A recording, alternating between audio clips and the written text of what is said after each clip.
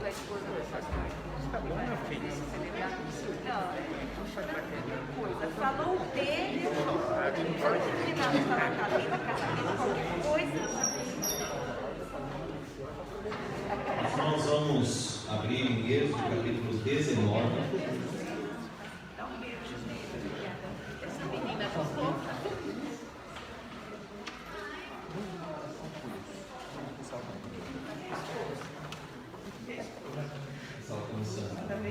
É, pastor, aqui é complicado. Deus sabe todas as coisas. Eu não venho, gente. Êxodo 19, versículo 1.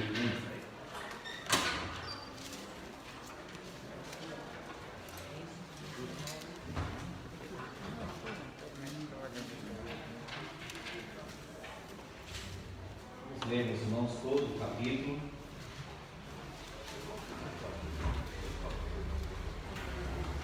Êxodo 19. No terceiro mês da saída dos filhos de Israel da terra do Egito, no primeiro dia desse mês, vieram ao deserto do Sinai. Tendo partido de Refidim, vieram ao deserto do Sinai, no qual se acamparam. Ali, pois, se acampou Israel em frente do monte. Subiu Moisés a Deus, e do monte o Senhor o chamou e lhe disse: assim falarás à casa de Jacó e anunciarás aos filhos de Israel: tendes visto que fiz aos egípcios como os levei sobre asas de águia e vos cheguei a mim.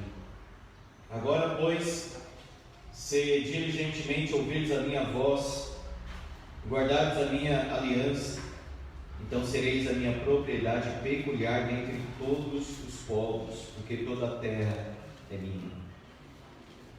Vós me sereis reino de sacerdotes e nação santa. São estas as palavras que falarás aos filhos de Israel.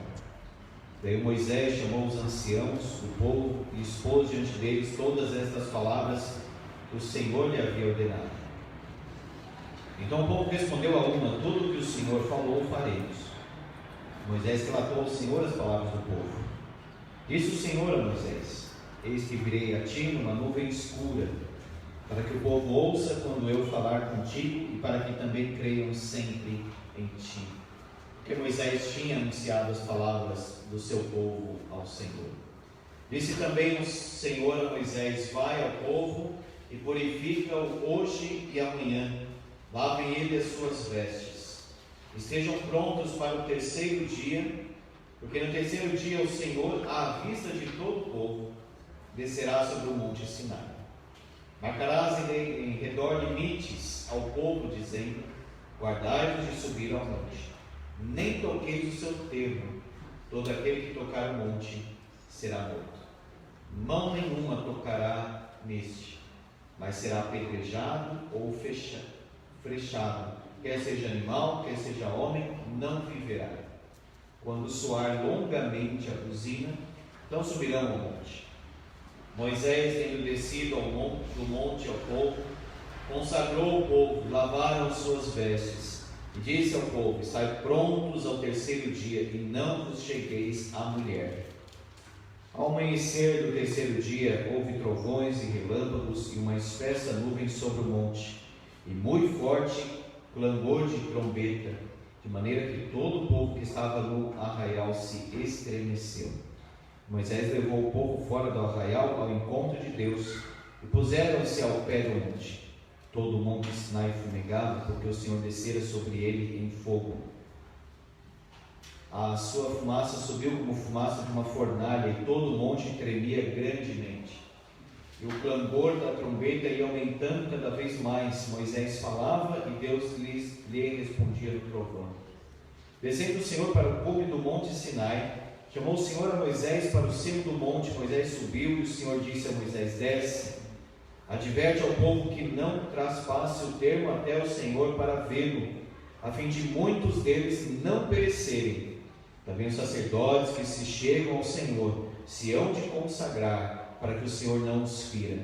Então disse Moisés ao Senhor: o povo não poderá subir ao monte Sinai, porque tu nos advertiste, dizendo: marca limites ao redor do monte e consagra-o. Replicou-lhe o Senhor: vai, desce, depois subirá tu e Arão contigo. Os sacerdotes, porém, e o povo não traspassem o termo para subir ao Senhor, para que não os fira. Desceu, pois, Moisés ao povo e lhe disse tudo isso. Vamos orar mais uma vez. Te agradecemos, Senhor, por esta manhã, pela palavra que ouvimos, as orações, o cântico, o amor fraterno. E rogamos que o Senhor mesmo nos dê a paz continuamente em todas as circunstâncias. E agora, Senhor, a Bíblia está aberta com a palavra, mas somente o Teu Espírito pode interiorizar, gravar, de forma firme e forte nos nossos corações, e fazê-la, Senhor, experimentá-la nas nossas vidas. Mais uma vez clamamos que o Senhor assim nos abençoe as famílias e os lares que se formam, que a Thalita, o Felipe estejam como Moisés na Tua presença, face a face com o Senhor. Sabemos que o Senhor estará ali, ordenando a Tua bênção, para a Tua glória, em nome de Jesus. Amém. Meus irmãos, às vezes nós queremos algumas coisas e quando recebemos, pedimos para Deus tirar. O povo tinha medo, tinha ciúmes de Moisés. O povo muitas vezes queria fazer o que Moisés estava fazendo. Observe aí no versículo 18 do capítulo 20. Deus fala aqui os 10 mandamentos do capítulo 20. Dentro desse contexto do Sinai, o povo ouvindo. Aí veja o versículo 18. Todo o povo presenciou os trovões e os relâmpagos e o clangor da trombeta e o monte fumegante, e o povo, observando, se estremeceu e ficou de longe. Pode voltar uma imagem, Daniel, por favor, da capa? Dá para imaginar mais ou menos uma cena assim. Mas é claro que por mais que vejamos um quadro, um desenho qualquer, o impacto do momento, o clangor da trombeta, foi bem maior do que qualquer coisa que possamos imaginar. O povo se estremeceu. Não ficaram parados, olhando, estranhando e achando aquilo muito forte. Não, o povo estava tremendo na presença de Deus agora. Disseram a Moisés, pode passar, Daniel, por favor: fala-nos tu, e te ouviremos. Porém, não fale Deus conosco, para que não morramos. Respondeu Moisés ao povo: não temais. Deus veio para vos provar, e para que o seu temor esteja diante de vós, a fim de que não pequeis. O povo estava de longe, em pé. Moisés, porém, se chegou à nuvem escura onde Deus estava. Observe na Bíblia, pense, você que lê a Bíblia, conhece bem a Bíblia, lê bastante a Bíblia, não tem outro momento como esse, em que o povo estava todo reunido, e Deus aparece, ou Deus se manifesta, melhor dizendo, e fala com todo mundo. Esta foi a única vez. Depois Deus falava com o profeta, e o profeta falava com o povo. E é como eu comecei aqui falando, às vezes nós achamos, meus irmãos, que uma posição é uma posição de privilégio, ou que é fácil, ou isso e aquilo. Eu queria ser como Paulo, eu queria viajar, eu queria pregar, eu queria plantar igreja. O que a gente queria mesmo? O que a gente aguentaria mesmo? Seria como João Marcos, voltar com minha mãe lá em Jerusalém. Mas a gente queria também, como Paulo apanhar, Tem esse lado? ficava uma lista enorme lá em 2 Coríntios, né? Apanhar, ser rejeitado, preso, etc. Então as pessoas falavam assim: por que só Moisés? Por que só Moisés fala com Deus? Aí vai o povo ouvir. Lava, se prepara, tudo. Fala-nos tu, te ouviremos, porém não fale Deus conosco. Meus irmãos, Deus sabe o que faz. A Thalita falou muito bem no casamento dela. Ela sonhou, óbvio, uma jovem, uma moça, sonhou com tudo, mas não foi possível. Não porque ela quis, mas uma situação se impôs. Mas Deus sabe. Deus sabe. Veja lá em Provérbios 16, que é um capítulo trata desse assunto constantemente.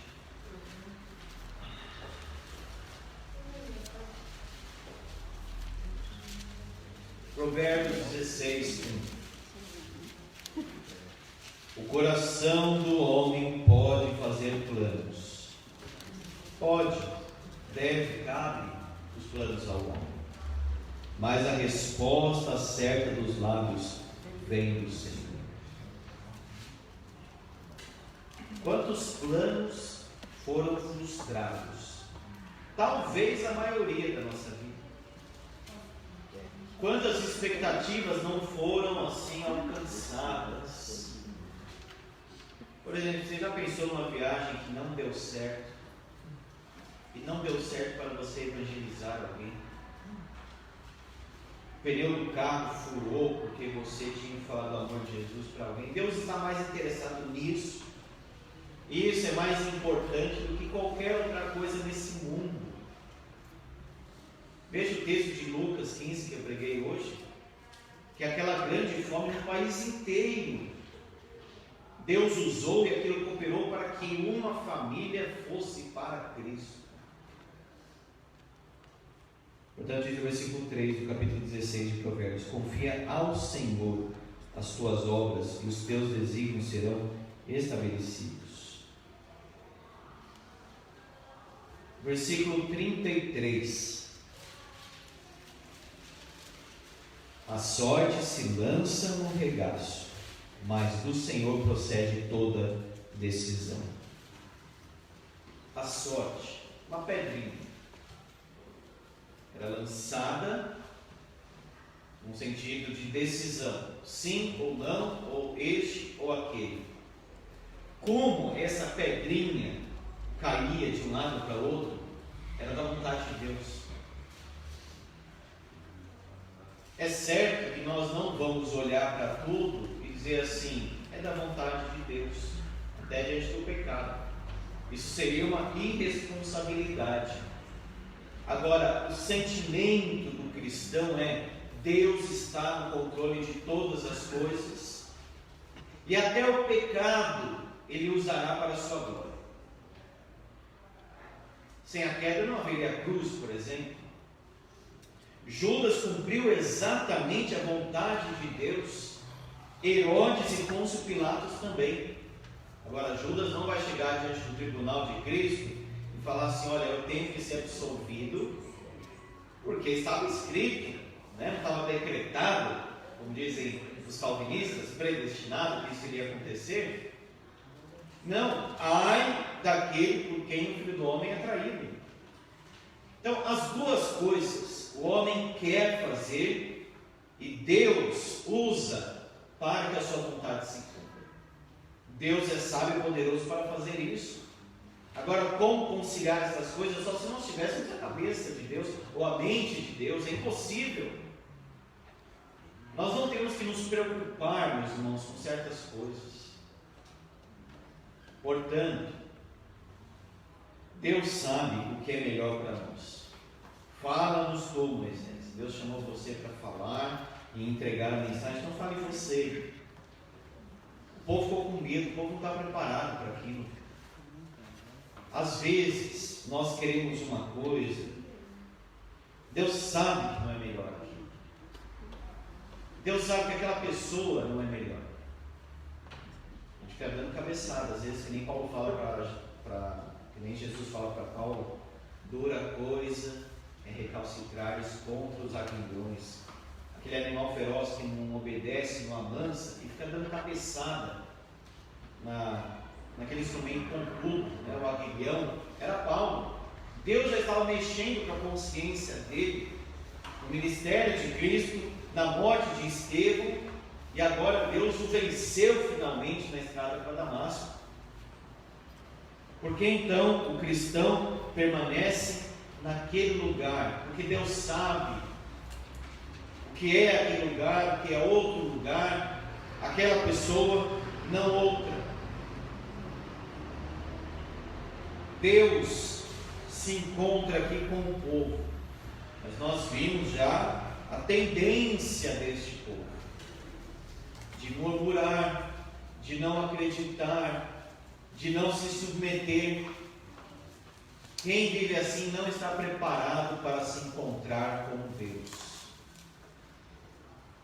As igrejas evangélicas antes, elas costumavam ler um texto de Amós. Vamos abrir lá em Amós. Isso. Prepara-te, ó Israel.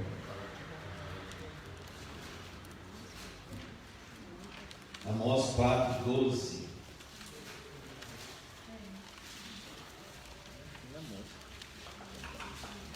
Vamos ter só o 12, depois a gente lê o contexto para entender. Amós 4:12. Portanto, assim te farei, ó Israel. Então, se a gente chegou nesse versículo direto, deveríamos ler o que é que ele está falando que vai fazer, né? Portanto, as coisas se ligam na Bíblia, mas depois nós vamos ver. Portanto, assim te farei, ó Israel, e porque isso te farei, prepara-te, ó Israel, para te encontrares com o teu Deus. Maravilhoso. Mas qual que é o contexto? Versículo 11. Subvertindo, desde o começo do livro, né? Mas apenas um contexto mais próximo aqui para entender o 12.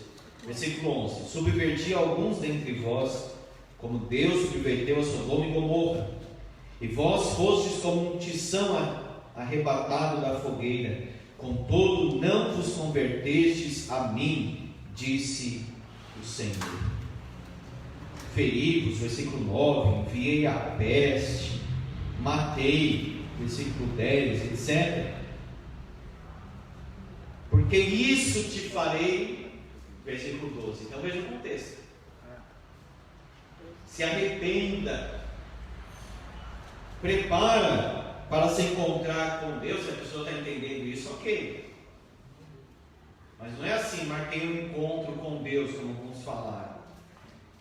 Ninguém marca encontro com Deus no culto. É Deus que nos invoca, é Deus que nos convoca à presença dele. Tem um cântico antigo que fala, tipo, marquei um encontro com Deus, nunca assim. Prepare-se, ou seja, se arrependa, se converta, entenda o juízo de Deus, mude a sua vida. Esse é o preparo para se encontrar com Deus, porque se a pessoa não se preparar, ela vai enfrentar a ira de Deus, o dia do Senhor. Diz aí o capítulo 5, versículo 14: buscai o bem e não o mal, para que vivais. E assim o Senhor, o Deus dos exércitos, estará convosco. Como dizeis, Deus está comigo. Quem disse isso? Eu estou falando. Mas se Deus disse que está com você? Eles diziam isso, mas Deus não dizia que estava com ele. É mais importante que Deus disse. A pessoa pode falar, eu vou passar na prova. Se ela não estudar, ela não passa. Ela pode falar isso 500.000 vezes. Ele está comigo, mas Ele diz que está com você. Portanto, irmãos, o povo tinha que se preparar para encontrar com Deus. O povo tinha que abandonar o pecado, aqui em Êxodo 19, ter mais comunhão com o Senhor. E o povo tinha que aprender uma coisa: cada um tem um papel no reino de Cristo. todos fariam parte deste reino de sacerdotes, versículo 6. Todos.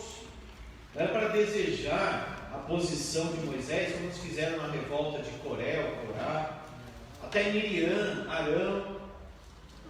Não é uma questão de privilégio, de posição, mas de serviço. Chegou um certo momento que Moisés nem queria mais. Ele pediu para si a morte. Vejamos então este monte aqui. O monte tremia, versículo 18. Todo o monte Sinai fumegava. Imagina uma cena como essa. Porque o Senhor descera sobre ele em fogo.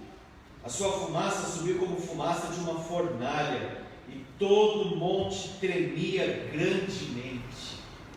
Você já viu alguma coisa assim? Não tem paralelo uma cena dessa. Uma coisa quando você vê algo parecido com o outro, parece com tal, então, talvez até encante ou provoque ali uma sensação, mas quando você vê, olha só como está escrito: todo o monte tremia grandemente. Deus respondia no trovão. Por que isso? Trovão, fogo, trombeta. O povo precisava entender a glória de Deus, que Deus é um Deus glorioso. Deus não é o homem, que Deus não é do tamanho do homem, que Deus é infinitamente maior. O que é culto, irmãos? Culto é encontro de Deus com o seu povo. Essa foi a melhor definição que eu encontrei em Bernardo Figueiredo num texto que ele escreveu sobre culto. Encontro de Deus com o seu povo.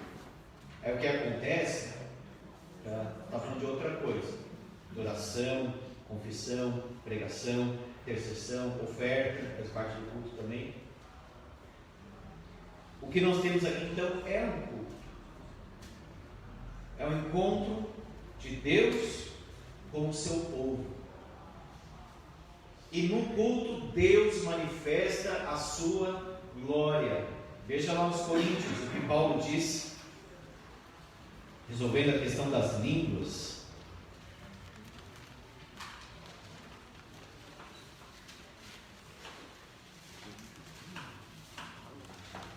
Primeiro aos Coríntios 15.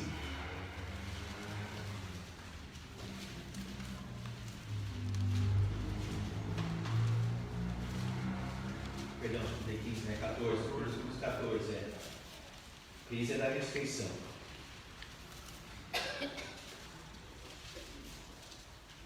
A leitura mais assim, simples, que é a melhor, você vê o que está escrito no contexto, indica que esse dom de línguas, no modo como é praticado hoje, está totalmente fora da Bíblia.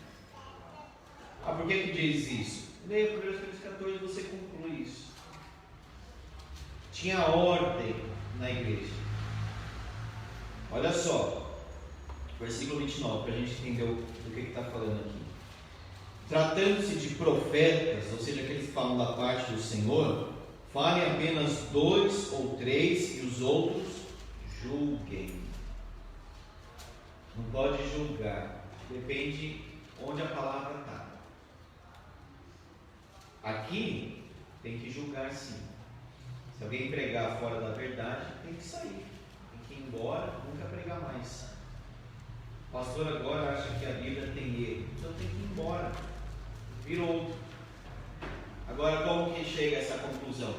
Exercendo juízo, algo criterioso. Então veja, os outros julguem. Se porém vier revelação a outro que esteja sentado, cale-se primeiro, porque todos podereis profetizar um após outro, para todos aprenderem e serem consolados. Os espíritos dos profetas estão sujeitos aos próprios profetas, que Deus não é de confusão, e sim de paz. Olha o contexto em que está escrito, que ele não é de confusão. Todo mundo falando ao mesmo tempo, discordando, colocando outra questão. Tanto Paulo diz, a mulher questiona em casa. A igreja não é lugar de confusão, de debate, de paz, de instrução. Não entendi, discordo? Em casa. Em casa faz isso. Em casa o marido ensina a sua esposa. Como em todas as igrejas dos santos, conservem-se as mulheres caladas nas igrejas, porque não lhes é permitido falar, mas estejam submissas, como também a lei o determina. Aqui em Timóteo indica claramente: não tem presbítera, não tem diaconisa, não tem pastor e não pode ter. Porque a mulher ainda tem o papel, a ordenança da submissão, que é antes da queda. Se você quer chamar em pleno século XXI, como se nós estivéssemos numa plenitude, né? Nós temos visto que esse século XXI não é pleno coisa nenhuma, né? Parece que a gente foi atingindo, agora estamos no pleno século XXI. É inferior aos anteriores, isso sim. Não tem pleno século XXI. A Bíblia permanece a mesma. Sexo antes do casamento, pecado. O que a cultura diz ou não diz, não importa. Submissão feminina é honra a Deus também. Os ofícios da igreja aos homens. Criança ser disciplinada está na Bíblia. Não é uma ideia do ministro da Educação, qualquer outra pessoa. Está na Bíblia. Leia a Bíblia, entenda como deve ser praticado, etc. Mas está na Bíblia. Nós temos um compromisso com a Bíblia, não com o homem ou a denominação em si mesmo. Se porém querem aprender alguma coisa, 35, interroguem em casa a seu próprio marido, porque para a mulher é vergonhoso falar na igreja. Estava tendo essa desordem, essa confusão, então elas não poderiam agir desta forma. Não permita que a mulher ensine, seja porém em silêncio, diz Timóteo. Porque Adão não foi enganado, Eva sim. Agora, no versículo 20, entendendo o contexto: irmãos, não sejais meninos no juízo, na malícia sim sede crianças. Quanto ao juízo, sede homens amadurecidos. Na lei está escrito: falarei a este povo por homens de outras línguas e por lábios de outros povos, e nem assim me ouvirão, diz o Senhor. Então vejam, porque quem acredita em dom de língua moderno, fala assim: em Atos era um, em Coríntios era outro. Onde está escrito isso? E aqui também, quando Paulo está falando de línguas, ele cita Isaías 28, fazendo referência a línguas de outros povos. E o Espírito Santo é um espírito de inteligência. Por que falaria coisas desconexas? O que ajuda isso? Para que serviria isso? Olha só, versículo 22, já passo, Wagner. De sorte que as línguas constituem um sinal, não para os crentes, mas para os incrédulos. Então, quando as pessoas estão falando outros idiomas, isso demonstra que veio o endurecimento em parte, é bom destacar isso, veio o endurecimento em parte para Israel. Quando Israel estuda outra língua que não é o hebraico, o aramaico, que é o dialeto mais ou menos do hebraico, ou que Deus está olhando agora para os gentios, para outros povos. Um sinal não para os crentes. O crente precisa de língua estranha. Imagina se eu ficar pregando aqui outra língua, se eu soubesse. Você ia para casa, não é? O que isso traria de edificação para você? No máximo, se fosse o caso, digamos assim, seria uma experiência minha, individual. Mas o que ia edificar o irmão? Olha só, mas a profecia não é para os incrédulos, e sim para os que creem. Nós queremos Bíblia aqui. Não queremos loucura, não queremos outras línguas. Inclusive, falar de um jeito que o outro não entende. Não dá na mesma? Às vezes critica aí as línguas estranhas, Mas o jeito fala de uma forma tão assim, elaborada, que o povo não está entendendo, está na mesma. O povo precisa entender a simplicidade mesmo, aplicando o texto ao coração do homem. Se, pois, toda a igreja se reunir no mesmo lugar e todos se puserem a falar em outras línguas, no caso de entrarem indoutos, você é uma pessoa que não sabe nada da Bíblia, ou incrédulos, não dirão porventura que estáis loucos? Se você entrar no YouTube, muitos cultos tiraram piada, isso é uma ofensa ao Evangelho. Igrejas evangélicas não são igreja que não é culto. Aquilo parece mais o outro lado, completamente oposto. Então, meus irmãos, se você observar as práticas, né, se você já sabe o que é, o chamado baixo espiritismo não era chamado antes, práticas de umbanda, candomblé, se parece com alguns cultos. É outro espírito mesmo fazendo aquilo. Olha a gravidade da situação. E outra, entra alguém lá que está precisando de Deus, precisa ouvir, Deus, eu preciso de direção para a minha vida. Aí vem falando língua estranha, caindo, a outra dançando lá, rodopiando, né? Eles vão rodopiar, gritando.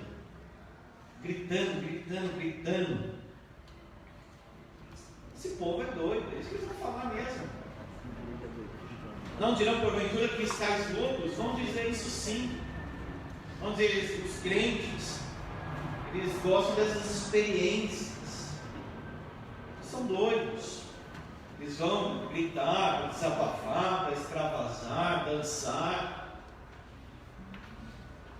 Esse grito traz um certo alívio, a pessoa sai dele porque ela grita, ela extravasa, não é? Mas o indouto, o incrédulo vai dizer, esse povo é doido. Estão dizendo isso. Quando você fala, eu sou evangélico, você tem que explicar que tipo de evangélico que é. Você dá uma maior explicação. Melhor falar que é cristão e só. Aí você põe o evangelho só. O cara não está junto nisso. Agora versículo 24. Porém, se todos profetizarem e entrarem no mundo incrédulo ou indouto, é ele por todos convencido e por todos julgado. Agora sim, profecia, palavra de Deus. Veja, não é um profeta, pregador. Porque eu prego, presbítero prega, seminarista prega, diácono também prega, como é o caso de Estevão. Aí o Espírito age, é convencido, é julgado pelo Espírito. Olha o versículo 25. Tornam-se-lhe manifestos os segredos do coração. Vai atingir o coração dele. Pela obra de Deus, pela obra do Espírito Santo, a obra da graça, vai atingir o coração dele. Vai entrar. Há pouco tempo, alguém disse assim, contaram na minha vida do pastor. Eu não sabia nada. Mas o Espírito Santo sabe. Isso aconteceu quando eu trabalhava naquela congregação, por pregação, lá na Aliança, né? Paulo contou. Paulo, quem contou da minha vida para o pastor? Ele era visitante. Eu não sabia nada, era a primeira vez que eu estava vendo aquele homem. E encaixou tanto para ele que ele falou, alguém contou da minha vida. Mas o Espírito Santo sabe. Tanto que a palavra é tão pessoal que é como se tivesse só você aqui, Deus falando com você. Era para ele mesmo, era para mim, é para você agora. O segredo do coração, aquelas coisas mais internas e íntimas, o Espírito vai e atinge com a palavra de Deus. Não com loucura de língua, de gritaria, de profecia que adivinham a RG das pessoas. Quem que é a RG aqui, tal. Você, com Deus me manda dizer isso, assim diz o Senhor. Praticamente isso aí continua em Apocalipse, né? Porque a pessoa diz assim diz o Senhor. Isso é loucura. Agora a palavra não. E assim, prostrando-se com a face em terra, adorará a Deus. Olha aí, contexto de culto. Foi tocado pela palavra, quer se ajoelhar? Ajoelha. O que tem de mais? quer louvar levantando as mãos. Está na Bíblia. Qual que é o problema disso? Agora, como é chamada adoração extravagante? Não, adoração só, não tem extravagância na Bíblia. É só adoração espiritual verdadeira. Prostrando-se com a face em terra. Olha o homem subjugado pela palavra de Deus. Né? E se prostra com a face em terra, adorando a Deus. Testemunhando que Deus está de fato no meio de vós. Aqui eu cheguei no ponto que eu queria. Porque lá em Êxodo eles tiveram um encontro com Deus. Deus manifestou a sua glória. E no culto verdadeiro, organizado, como Deus ordenou, os crentes não estão brigando como era a igreja aqui, entre si, se batendo, como Paulo diz lá aos Gálatas, se mordendo. Deus manifesta a sua glória, o pecador cai prostrado diante do Senhor. Se a igreja está orando, frequentando as reuniões de oração, se as famílias estão orando em casa, buscando o Senhor, se há muitos homens de Deus com a palavra na mão, na boca e no coração antes de tudo, Deus vai falar poderosamente. Como se o coração viesse assim para as mãos de Deus, e aí ele se prostra com o rosto no chão, adora, entrega a vida para Jesus. Quanto mais uma igreja é espiritual, mais Deus faz isso. Este é o culto espiritual, meus irmãos. Este é o culto em que Deus se manifesta. Veja, testemunha, não dos crentes. Não se o pastor fala bem, se não fala bem, se falou isso aqui. Testemunha o quê? Deus está no meio daquele povo. Deus está com aquele povo. Pastor, dentro do texto que a gente acabou de ler aqui, Coríntios 14, essa questão assim, da mulher, que tem, quando a pessoa lê, que a mulher tem que ficar calada dentro das coisas, deixa eu só fazer, porque isso daqui é uma aula. Né? Então o senhor está dando uma aula, e eu vou fazer essa pergunta para se confirmar se é isso mesmo que eu penso. O que eu penso? Quem já viu sinagoga sabe que as mulheres elas não ficam perto do altar onde é feita a leitura das escrituras. São os homens que ficam. As mulheres elas ficam em lugar distinto, correto? Eu não sei se, porque eu estou pensando nesses termos, se as mulheres também aqui no início da igreja cristã, por que eu estou fazendo essa colocação? Porque a gente sabe que os primeiros cristãos todos eram judeus. Ou melhor, todos não, a grande maioria esmagadora eram de judeus. A ponto de no dia de Pentecostes, como está aqui, que a gente tem que casar alguns textos da Bíblia. Ele está falando de línguas. Quando caiu o Espírito Santo, todos os estrangeiros que eram prosélitos, ou seja, povos de outras nações que se converteram ao judaísmo, estavam em Jerusalém e começaram a indagar entre si. Escuta, esses aí que estão falando aí, todos eles não são judeus? Como que eu estou escutando eles falarem das grandezas de Deus na minha própria língua? Um parto, um elamita, alguém lá dentro, que tem algumas nações que o texto cita. Muito bem.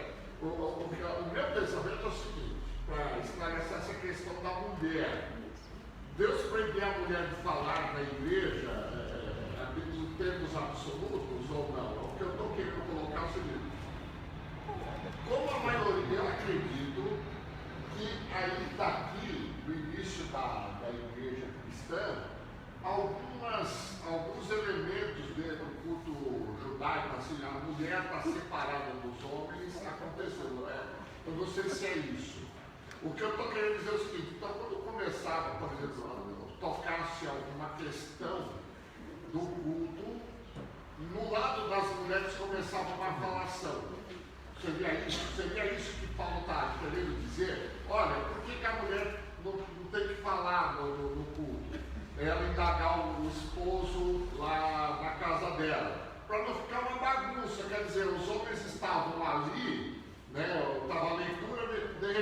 naquele canto, cheio de mulher, começava uma falação. É isso ou não, pastor? Estou errado na minha pensar? É isso em parte. A igreja de Corinto era mista mesmo. A gente vê lá em Atos 18, que é o trabalho de Paulo lá em Corinto, permaneceu 1 ano e 6 meses ensinando entre eles a palavra de Deus. E no capítulo 6, nós vemos o seguinte: não herdarão o reino de Deus impuros, versículo 9, idólatras, adúlteros, efeminados, sodomitas, nem ladrões, nem avarentos, nem bêbados, nem maldizentes, nem roubadores herdarão o reino de Deus. Tais fostes alguns de vós, ele fala. Então compunha a igreja, uma igreja mista, como a igreja de Roma também. Ele fala dos lavassos e tudo. Então esse é um texto que, se você observar somente ele, nós não temos tantos elementos para dizer qual que é o sentido da mulher não falar, em termos absolutos ou não. Tem igreja que a mulher não pode nem orar. Isso seria judaico, isso seria judaizante. A mulher não pode ensinar de forma alguma. Não é isso que está sendo proibido aqui. Tanto que a palavra central é interroguem em casa. Paulo, ele tinha informação do que estava acontecendo nas igrejas. Ele foi informado pelos da casa de Cloé, isso e aquilo. Então, como fala, interroguem em casa, é vergonhoso falar, a postura das mulheres da igreja de Corinto não era apropriada. Elas estavam tumultuando o ensino, questionando o profeta autoridade. Até, meus irmãos, por exemplo, vamos supor, venha um pastor e fale aqui, o que ele falou não é muito preciso, etc.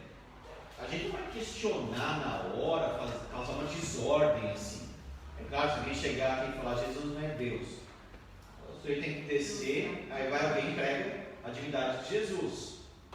Agora, essa postura da mulher interrogar, por isso que elas tinham que usar o véu em sinal de submissão. Então era uma igreja em que as mulheres tinham um problema com isso. Era evidente que essas mulheres questionavam o oficial que tinha autoridade. Paulo não está falando se a mulher pode orar ou não pode orar, que a mulher em nenhum momento pode falar. Tanto que, debaixo das autoridades da igreja, a mulher pode fazer uma devocional em qualquer momento. Tem uma devocional que compartilhar o texto da palavra. Não foi isso que Priscila e Áquila fizeram com Apolo? Os dois lá, Priscila e Áquila. Eu trago uma devocional, todos podem falar. E o texto que equilibra esse de Corinto é 1 Timóteo 2.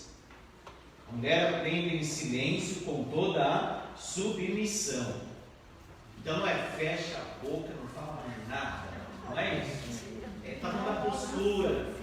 Né? Vai botar taxa do fogo. Está falando da postura. Com toda a submissão. Então veja, o silêncio submisso. Essa é a questão. Que nós devemos ter. Alguém está ensinando? Vamos ouvir. Tranquilidade para ouvir, para aceitar. Está repreendendo? Vamos ser repreendidos. Está exortando? Vamos aceitar. É de Deus ou não é? Então a mulher aprende em silêncio, com toda a submissão. Não permite que a mulher ensine, nem exerça a autoridade de homem. Então veja, ele não permite aqui que ensine com essa autoridade de homem. Esteja porém em silêncio, fala de novo. Então, mulher pregadora não pode ter. Então, por que as mulheres ensinam as crianças? Porque não tem aí uma contradição. Né? Elas não estão submissas às crianças. Esse é o princípio, esse é o sentido. Agora, o pregador está lá, pregando a palavra de Deus. Aí uma mulher, como se fosse uma profetisa, se levanta e começa a questionar a discordar disso, jamais. Jamais. A igreja, ela seguiu muitas práticas judaicas, inclusive o apóstolo Paulo faz um voto lá que é totalmente judaico, ele não fazia mais aquilo, lá em Atos, não lembro o capítulo agora. Mas Quando ele volta para Jerusalém, quando ele volta para Jerusalém, ele era preso lá no templo. raspa o cabelo, tudo, né? Então, por que ele fez aquilo? Fiz-me tudo para com todos. Esse é o contexto do fiz-me tudo para com todos. Ele não vai levar para qualquer sentido. Vou evangelizar esse grupo, então você é roqueiro. Tatuar, evangelizar os roqueiros. Skatista, então vou virar exatamente como eles são. Não é esse o sentido, fiz-me tudo para com todos. O judeu, ele não ofendia. Ele fez até um voto, respeitava a sinagoga, etc.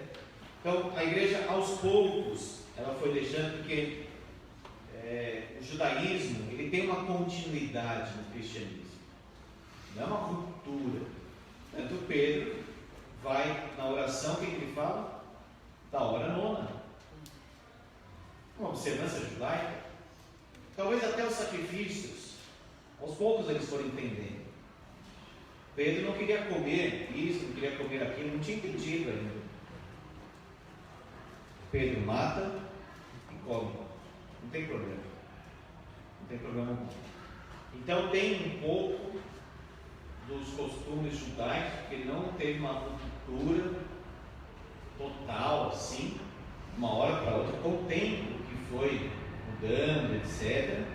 Mas é especialmente para que a mulher tenha essa postura que é dada por Deus. Por Deus. Agora, tem igreja presbiteriana, que é muito radical, pega esse sentido e coloca sem entendimento, sem um critério. Ela não pode orar, não pode. Aí começa um monte de coisa. Não pode ter instrumento na igreja, porque a Bíblia não fala ter instrumento na igreja. Tem que cantar somente o livro dos Salmos. Não pode ter nenhum outro cântico. Aí já é algo exagerado. Presbítero Ney? Então, pastor, assim, nesse capítulo 14, eu compreendo, está falando sobre a profecia e dom de línguas, né? Você especificamente disse que a mulher não tem, assim, o Espírito Santo não usa nesse sentido. Nem te vê na igreja pentecostal. Quem mais fala em línguas são as mulheres. Né? Não seria nesse sentido, assim, que não é nada a mulher, esse também. A autoridade profética, a mulher não tem autoridade. Mas no Antigo Testamento nós temos profetisas, lá temos Débora, por exemplo. Débora e Hulda, né? Que achou lá o bolo, tudo, do templo. Então não é exatamente esse o ponto. Mas a autoridade, o ofício, não cabe à mulher. E ela realmente não vai ter o dom de pregar, porque não cabe à mulher pregar. Agora, o dom de evangelizar, de trazer uma devocional, isso é para todos os cristãos. A autoridade, o ofício, a vocação, Deus dá para o homem, não para a mulher. Agora, realmente, se observa essa questão das línguas aí, que normalmente as mulheres falam mais. Porque todo mundo sabe aqui do peso, né, da carga emocional que é mais forte em quem? Na mulher. Por isso que fala mais, porque é algo puramente emocional essa questão das línguas. Naturalmente a mulher fala mais também. Naturalmente fala mais. Da fisiologia da mulher. Também. É um fenômeno mais psicológico esse. E Paulo fala em 1 Coríntios 14, se alguém falar em outra língua, que haja o quê? Intérprete. Prepara que a igreja seja edificada. Agora Paulo vai dizer, mas não precisa disso também. Por que alguém vai falar em outra língua e depois o outro vai interpretar? Então é algo que cessou. Cessou. Deus pode capacitar extraordinariamente um missionário. Tem histórias de missionários que pregaram na língua deles, quando descobriram, os índios tinham outra língua. Como aqueles índios entenderam a palavra? O Espírito Santo. Uma vez o Ronaldo Lidório olhou, o tradutor era totalmente desqualificado. Ele falou: e agora? Vamos pregar. Vamos confiar em Deus e pregar. E Deus agiu de uma forma tão poderosa que muitos corações aceitaram o Senhor Jesus. E depois de terminar esse testemunho do Ronaldo Lidório, ele fala assim: a palavra está acima do homem, acima da língua, acima de qualquer barreira, porque a língua é uma barreira. Você for para um lugar que você não fala aquela língua, você vê o drama que passa, uma luta. Mas o Espírito Santo não tem nenhuma barreira. Por exemplo, como que um cego, surdo e mudo vai ter acesso ao Evangelho? Pelo poder do Espírito Santo. Vai falar, ele não vai ouvir? Não, mas espiritualmente ele pode ouvir. Até porque, no nosso caso também, nós ouvimos fisicamente falando, nosso coração só se ouviu porque nós ouvimos espiritualmente. Então é a mesma coisa. É como se nós não tivéssemos ouvidos para ouvir, e o Espírito Santo fez ouvir. Por isso que fala, aquele que tem ouvidos para ouvir, como já dizendo, dessa forma, ouça. Ouça. Meus irmãos, então, 1 Coríntios 14 é tão claro sobre a ordem do culto. Nós temos princípios que os presbiterianos também precisam olhar. Não basta ter um culto somente correto. Tem que ter um culto com poder, sim, mas poder espiritual. O poder não é curou aqui, curou ali. É regeneração, isso que é o poder de Deus. É libertação das drogas, do vício, de jogo, de sexo, de qualquer outra coisa. O povo vai se libertando, família sendo transformada. Aí os incrédulos e indoutos falam: Deus está no meio daquele povo. Deus está no meio de vós. E se nós, irmãos, estivéssemos com Israel no Monte Sinai, a glória de Deus se manifestando ali de uma forma poderosa. Agora, equilibrando o assunto, quando Elias estava em qual monte? Horebe, 1 Reis 18. Deus não estava no fogo, no trovão e outras coisas. Ele estava no cecílio, numa neblina, algo suave. Elias tinha acabado de dizer: eu não sou melhor do que meus pais. O Moisés foi fogo, fumaça, etc. Porque especificamente nesse contexto o povo precisava tremer um pouco mais na presença do Senhor. Elias precisava ouvir a voz de Deus. E Deus estava dizendo para ele: Elias, eu estou agindo silenciosamente. Abra lá, por favor, esse texto, fazendo um paralelo com Êxodo 19, discutindo assim uma verdade maravilhosa.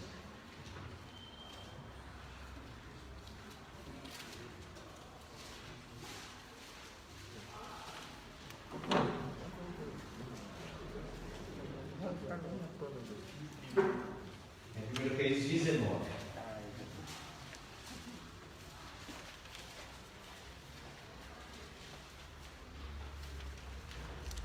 Elias estava completamente arrasado, porque Jezabel falou que iria matá-lo.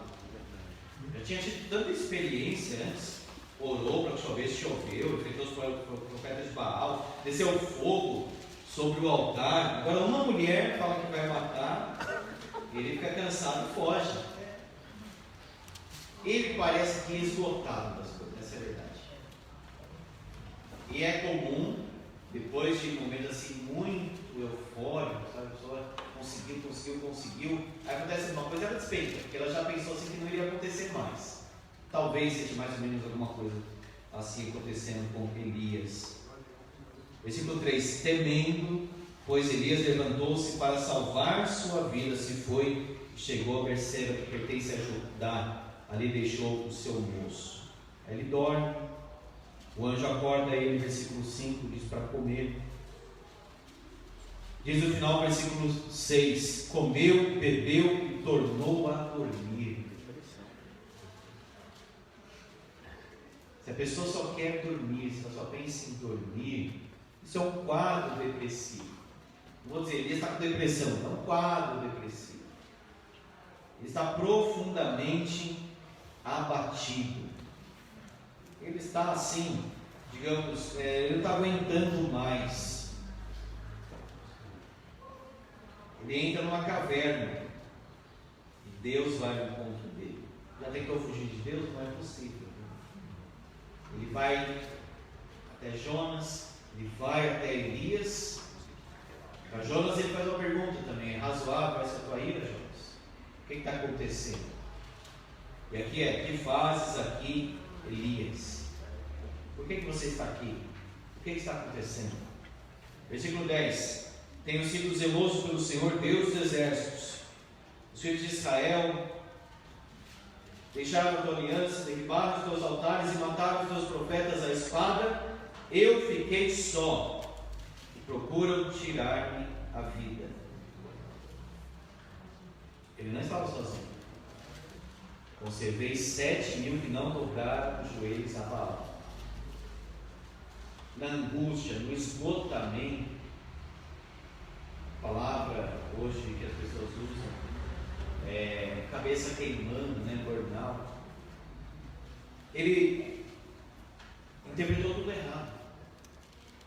Quando nós estamos num contexto de angústia, de esgotamento, de pressão e tristeza também, a nossa interpretação do que está acontecendo ao redor é defeituosa, é negativa.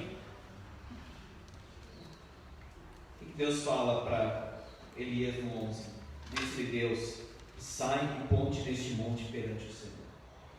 Dá uma direção para ele. A melhor coisa, alguém que está assim esgotado, agoniado, etc., dá uma direção para a pessoa e se coloca perante o Senhor. Eu não vou no culto hoje porque estou triste. Então venha. E é justamente por isso que tem que vir. O melhor lugar, a melhor coisa que eu poderia fazer é se colocar perante o Senhor aqui agora. Eis que passava o Senhor e um grande e forte vento fendia os montes, despedaçava as penhas diante do Senhor. Porém o Senhor não estava no monte, no vento. Depois do vento, um terremoto, mas o Senhor não estava no terremoto. Depois do terremoto, um fogo, mas o Senhor não estava no fogo. Depois do fogo, um cicio tranquilo e suave. Deus estava dizendo para ele o seguinte: eu estou agindo. Às vezes Deus fala de uma forma assim extraordinária, com sinais, etc. Às vezes tranquilamente, suavemente, silenciosamente. Olha só o versículo 16: a Jeú, filho de Nimsi, ungirás rei sobre Israel, e também Eliseu, filho de Safate, de Abel, meu lado, ungirás profeta em teu lugar. Quem escapar à espada de Azael, Jeú o matará. Quem escapar à espada de Jeú, Eliseu o matará. Deus está dizendo: Elias, você não sabe, porque também não precisa ficar contando o que eu vou fazer para você. Acabe vai morrer, Jezabel vai morrer, você vai ungir esse rei, e eu já preparei um profeta para te substituir. Ele não sabia nada, mas Deus estava fazendo tudo. Amém. Elias envolve o seu rosto porque ficou com medo de olhar para Deus. Deus fala de novo: o que faz aqui, Elias? Por que eu estou assim? Por que eu estou neste lugar? São perguntas muito importantes. A pessoa se entender o que está acontecendo, entender o momento. Ela é Deus, ela o mundo, ela e a família. Versículo 14: tenho sido em extremo zeloso pelo Senhor Deus dos exércitos, porque os filhos de Israel deixaram a tua aliança, derribaram os teus altares, mataram os teus profetas, e eu fiquei só, procuram tirar-te a vida.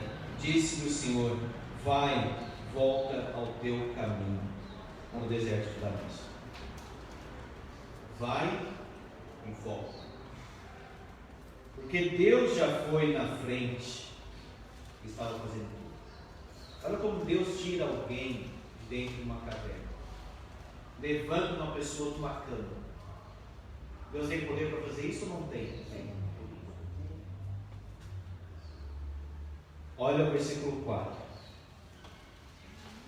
Elias. Ele mesmo, porém, se foi ao deserto caminho de um dia. Veio, se assentou debaixo de um zimbro e pediu para si a morte. Crente não chega num estado como esse. Mas Elias chegou, Moisés chegou, Jeremias chegou. O desespero, mesmo como cristão, Jonas. E Jonas ficou irritado lá, todo sensível. Pediu para si a morte. O estado de desespero pode ser grande mesmo, irmãos. Basta, toma agora ao Senhor a minha alma, pois não sou melhor do que meus pais. Um monte de problemas, Elias. Primeiro, viu fogo, viu água cair do céu, mas teve medo da ameaça de Jezabel. Achou que tinha direito sobre a vida, a ponto de dizer: Senhor, toma a minha vida. Mas Deus tinha muito a fazer ainda na vida dele. Deus tem muito ainda a fazer na sua vida. Se essa foi a vontade dele, senão vai morrer com 33 anos, como foi o caso de Jesus também. É Deus quem sabe tudo. Ou quem sabe chegar com 120, 100. Deus que sabe, não é? Deus chamou Moisés com quanto? 80 na sarça ardente. Não sou melhor do que meus pais. Baseado em que essa comparação? Não se compare com nada e com ninguém. É Deus na sua vida, é isso que importa. É Deus te usando. Eu queria ser um pregador, que nem esse, que nem aquele. Que não é nada. Queira ser usado por Deus. Agora, tem bons exemplos? Imita, porque ele está imitando a Cristo. Agora, não sou melhor do que meus pais. Veja que Deus falou com ele diferente do modo como falou com Moisés. Para ensinar para Elias: Elias, você é Elias. Moisés é Moisés. Davi é Davi. Um tem 5 talentos, outro tem 3, outro tem 1, não importa. Não importa é multiplicar. Ganha mais 1, ganha mais 5, ganha mais 3, não importa. Trabalha, porque os dois que foram fiéis ouviram: servo bom e fiel. Que Deus nos coloque na sua presença. Sai e põe-te neste monte perante o Senhor. Não precisa ter medo mais. O amor lança fora o medo. Todo medo o amor lança fora. O medo da condenação, o medo da ira, o medo das pessoas, o medo do desemprego, o medo da doença. O temor até vem como um golpe. Em vindo o temor, hei de confiar em ti. Ele recebe outro golpe, que é a confiança em Deus. Que o nosso culto, meus irmãos, seja vivo, cheio de poder espiritual, com ordem, decência e reverência, mas que a palavra seja viva. A pior coisa é ouvir um pregador que parece que aquilo é gelado, é frio, é decorado, está somente interpretando corretamente o texto.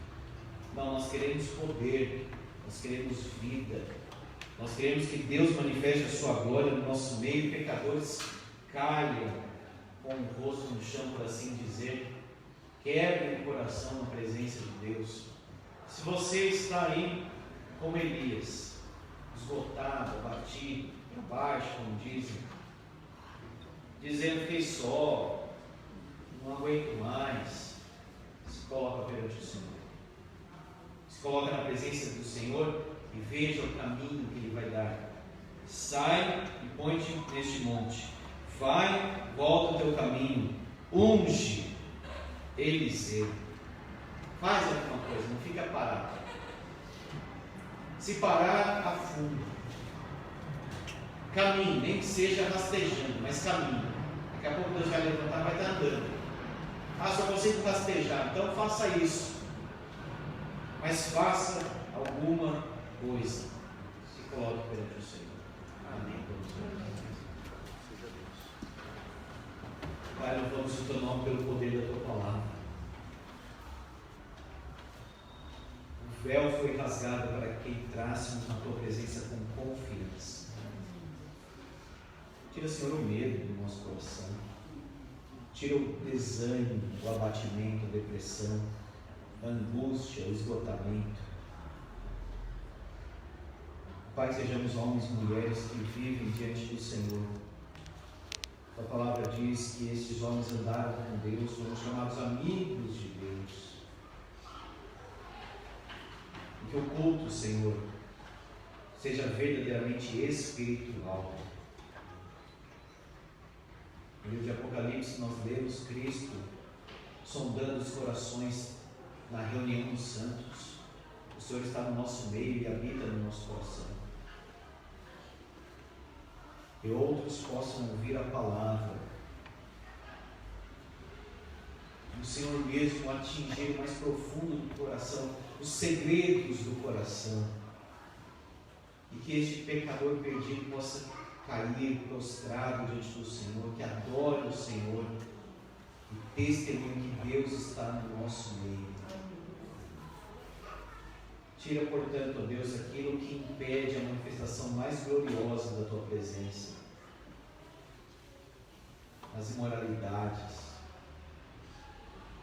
as intrigas entre irmãos, o espírito faccioso, toda aquela lista das obras da carne. Senhor, tira isso do nosso meio. Une, Senhor, o Teu povo em adoração, em consagração, em misericórdia de nós, ó Deus. Vivifica-nos, fortalece a Tua igreja. Assim nós pedimos e confiamos que o Senhor irá fazer, em nome de Jesus. Amém.